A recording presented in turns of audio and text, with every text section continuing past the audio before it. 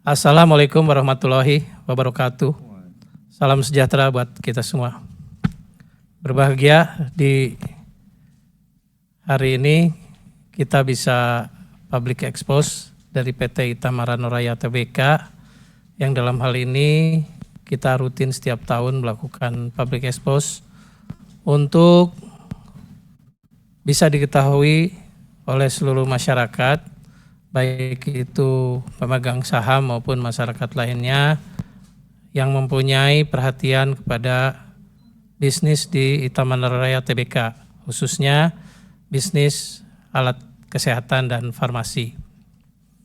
Untuk itu kami akan memaparkan beberapa sudut, baik dari sudut operasional, sudut keuangan, dan sudut marketing, dan juga dari sudut business development, pengembangan yang akan kita lakukan di tahun 2023 untuk jangka pendek dan tentu saja berkaitan dengan program jangka panjang di tahun-tahun berikutnya. Tentu saja kami berharap apa yang kami sampaikan ini bisa difahami dan bisa diikuti. Nanti juga dipersilakan ada tanya jawab kalau memang ada hal-hal yang mesti kami jelaskan. Yang jelas dimulai dari perusahaan kita TBK tahun 2019, omset dan perkembangan PT Itamara Raya ini berkembang terus. Dan mudah-mudahan ke depan juga begitu, dengan strategi-strategi bukan hanya sebagai distributor, bukan hanya sebagai agen, tapi juga ikut serta masuk di industri kesehatan seperti yang sudah disampaikan di tahun 2021. Kita tetap konsisten dengan industri kesehatan yang akan kita lakukan, dan ini tentu saja diharapkan akan membuat baik omset maupun perkembangan PT Itamara Nuraya ini semakin maju. Nah, untuk itu dari saya mungkin pengantar dulu. Untuk yang pertama kami akan sampaikan dari Pak Dodi Nurzani sebagai Direktur Operasional.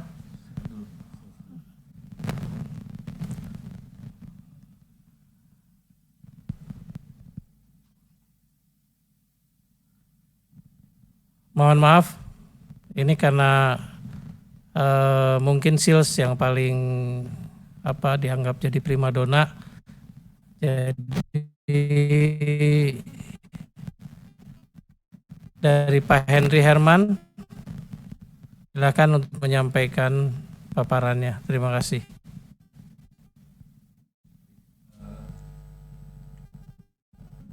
Pak Heru, selamat siang Bapak dan Ibu sekalian. Berikut saya akan paparkan dari 22 ini. Nah, produk-produk yang kami miliki saat ini dan juga perkembangan ke depannya juga yang tentu perusahaan akan terus berkembang ya. Dan produk pertama ini tetap kami dengan jarum suntik One-Jack. Selain memang untuk vaksinasi COVID yang memang terus masih berlangsung sampai dengan saat ini, ada vaksinasi booster kedua juga yang akan dan sedang dilakukan. Selain itu juga untuk vaksin imunisasi juga itu sedang digalakkan kembali untuk yang vaksin regulernya. Lalu setelah itu kami juga ada produk dari Abbott untuk produk rapid test. Nah, ini kami juga untuk digunakan untuk antigen Bapak Ibu sekalian. Kalau merek Abbott itu adalah yang kami yang menjadi distributornya untuk saat ini dan distributor nasional. Dan beberapa juga ada akhirnya Abbott Alinity, Architect untuk reagen screening darah yang masih menjadi andalan kami di perusahaan kami ini. Dan yang tidak kalah menarik sebenarnya kami sedang mengembangkan produk-produk baru. Salah satunya yang kami kembangkan adalah kami berhasil menjalin kerjasama dengan PT Medtronic PT Medtronic ini adalah perusahaan manufaktur alat kesehatan terbesar nomor 1 di dunia, dan kami dipercayakan untuk alat elektrosurgery-nya atau yang biasa kami kenal dengan ESU. Dan inilah yang menjadi key point-nya kami nanti mulai dari tahun ini sampai dengan ke depan, bahwa ini akan menjadi produk-produk yang kami andalkan, memang produk-produk nomor 1 yang berkualitas di dunia juga, dan memang produk dalam negeri yang kami kembangkan juga. Selain itu juga kami tetap menjadi agen juga dari produk seperti BD Bar maupun juga dengan HemoQ. HemoQ juga salah satu grup dari Danaher yang cukup besar juga di seluruh dunia, cukup well known juga. Nah, ini kami menjadi agen atau prinsipalnya untuk di Indonesia. Jadi kita sekarang ini bukan hanya dari segi distributor, tapi kami juga menjadi agen dan prinsipal untuk di Indonesia juga. Selain itu juga ada produk terbaru juga, USG dua dimensi. Ini bisa digunakan untuk mengatasi program, kami mendukung program pemerintah untuk program stunting, mengurangi stunting yang masih cukup tinggi di Indonesia juga. Oke. Selain itu, untuk segi customer saat ini, selain dari pemerintahan, kami juga ada terus menambah portfolio kami di rumah sakit swasta, klinik, grup rumah sakit maupun grup lab, grup laboratorium. Nah, sekarang kami sampai dengan detik ini kami sudah menjangkau sampai dengan 15.998 existing customer. Ini ada break, dan ini sudah mengcover untuk seluruh Indonesia. Ini kami lakukan melalui direct coverage kami yang berjumlah 1.294 dan indirect kami lebih dari 10.000. Dan dilakukan oleh 261 distributor, dan kami sekarang sudah mempunyai 3 stock point yang semua masih di Pulau Jawa. Kedepannya kami akan kembangkan terus-menerus untuk stock point ini sampai dengan keluar Pulau Jawa. Oke, untuk pencapaian Itama sendiri sampai dengan bulan September 2022, produk nomor 1 tetap masih EBET Alere dengan produk antigen dan juga produk rapid test lainnya seperti rapid test HIV, sifilis, hepatitis B maupun hepatitis C. Dan itu masih mendominasi. Lalu setelah itu ada produk jarum suntik sendiri Wanjek, dan juga ada EBET transfusion. Kita juga ini peningkatannya cukup signifikan di tahun ini karena orang sudah mulai kembali ke PMI juga untuk mereka melakukan donor darah kembali, dan jumlahnya cukup signifikan. Termasuk Terumo juga untuk produk-produk pengolahan darah lainnya juga. Dan kita juga ada produk Avimax tentu untuk menjaga stamina, menjaga daya tahan tubuh setiap harinya. Ini sangat diperlukan. Oke. Ada beberapa kegiatan aktivitas marketing yang kami lakukan sepanjang 2022 ini. Kami bekerja sama dengan rumah sakit maupun juga perhimpunan juga maupun dengan PMI juga, dan tentu juga berdampingan dengan pemerintah juga untuk program imunisasi anak-anak. Nah, kami juga yang tadi saya sudah jelaskan, kami juga ada menjalin kerjasama dengan manufaktur alat kesehatan yang terbaik ya di dunia. Kami saat ini ada beberapa produk yang akhirnya memang di bawah kami, dan itu jadi salah satu jadi key point kami. Oke. Demikian presentasi dari saya. Terima kasih banyak. Saya kembalikan ke Pak Heru, silakan Pak. Terima kasih Pak Henry. Kita lanjutkan, mungkin Pak Nanan bisa menyampaikan posisi keuangan maupun eh, dalam pelaksanaan maupun posisi yang di tahun 2022 ini. Terima kasih. Baik, terima kasih. Selamat siang, salam sejahtera untuk kita semua. Saya akan paparkan laporan mengenai keadaan keuangan perusahaan. Puji syukur di tahun ini kami kembali mendapat kepercayaan dari beberapa bank besar di tanah air di Indonesia, di antaranya Bank Danamon dan Bank UOB, di mana kami mendapatkan fasilitas peningkatan menjadi 450 miliar di tahun 2022 ini dari Bank Danamon dan dari Bank UOB sejumlah 150 miliar. Ini salah satu bukti daripada kepercayaan yang kami dapatkan dan kami berterima kasih atas support tersebut. Kemudian kami laporkan di layar melihat ya bahwa di grafik yang pertama tersebut kita lihat bahwa kami puji syukur bisa menjaga sustainable growth ya. Jadi pertumbuhan yang berkesinambungan ya. Dari segi organik ya, artinya organik itu dari segi kewajaran sebagaimana bisnis yang berlaku ya. Nah, kita lihat grafik dari tabel pertama itu setiap tahunnya selama 6 tahun kami terus bisa menjaga pertumbuhan dan itu akan tetap kami proyeksikan untuk di tahun 2023 mendatang. Jadi mudah-mudahan sesuai dengan apa yang kami proyeksikan di tahun 2023. Ya,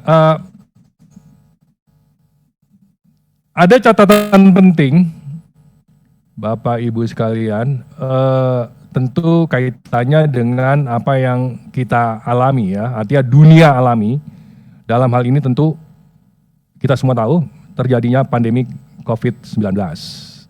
Nah, karena COVID-19 ini kaitannya dengan kesehatan, maka tentu berdampak yang sangat besar terhadap semua yang bergerak di bidang kesehatan. Dan kebetulan memang Itama Ranuraya ini bergerak di bidang kesehatan. Maka di tahun 2021 kami mendapatkan bersama-sama dengan pemerintah tentunya, karena pemerintah cepat tanggap dalam hal menangani COVID-19 ini dengan serentak melakukan aksi di lapangan untuk penanggulangan dan pencegahan daripada COVID-19 ini. Dampaknya adalah bersama-sama dengan pemerintah, karena memang terjadi, kita harus mensupport pemerintah dalam hal ini program yang telah dicanangkan secara langsung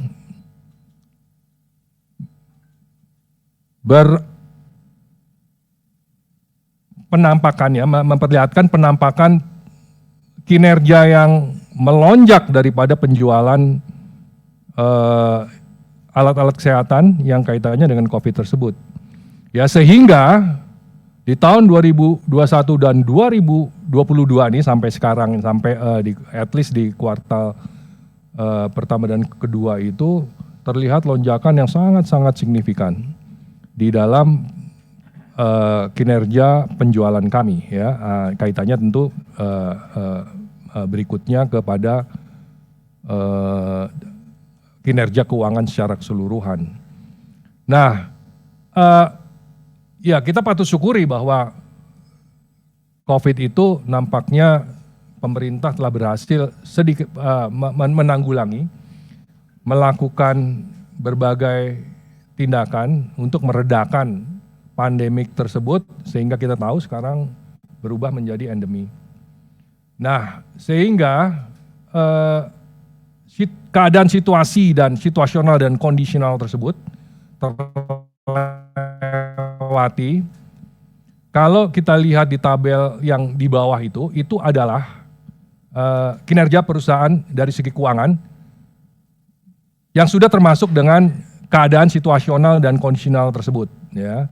Jadi memang kelihatan sekali, memang ada tahun 2021 dan 2022 itu ada pelonjakan yang sangat signifikan daripada dampak COVID tersebut. Nah itu tentu kita harapkan pandemik ini atau COVID ini terlewati sehingga kita kembali kepada situasi normal, kembali kepada bisnis as usual dalam artian peningkatan alat kesehatan sesuai dengan program pemerintah untuk peningkatan sumber daya manusia yang tentu kaitannya kepada Itamar Raya adalah support daripada kesehatan.